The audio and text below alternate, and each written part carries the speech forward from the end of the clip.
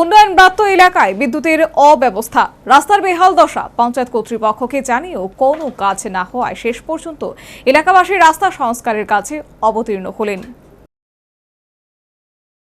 সোনামুড়ার নলছর বিধানসভা কেন্দ্রের নলছর ব্লকের গড়দোয়াল গ্রাম পঞ্চায়েতের ৩ নম্বর ওয়ার্ড।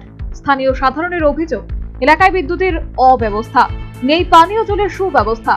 গ্রামে একমাত্র ইটসোলিং রাস্তার বেহাল দশা, ভাঙাচোরা অবস্থায় চলাফেরার অযোগ্য। বর্তমান বর্ষার পরিস্থিতি আরো বেহাল। এখানে সেখানে বৃষ্টির জল কাদা জমে চলার অযোগ্য হয়ে পড়েছে রাস্তাটি।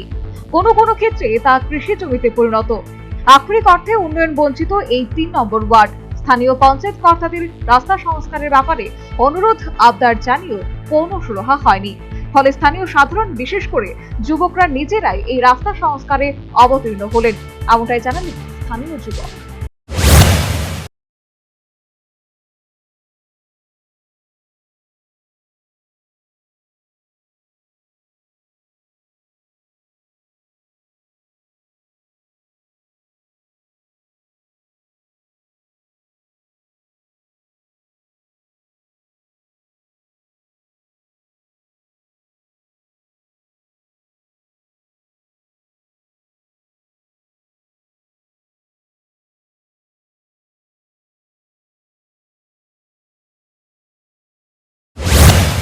আক্ষরিক অর্থে স্থানীয় পঞ্চায়েত কর্তৃপক্ষকে স্থানীয় সাধারণ তথা এই যুবকের দল এতদিন শিক্ষা দিল নিজেরা রাস্তা সংস্কার করা তা এক প্রতিবাদ।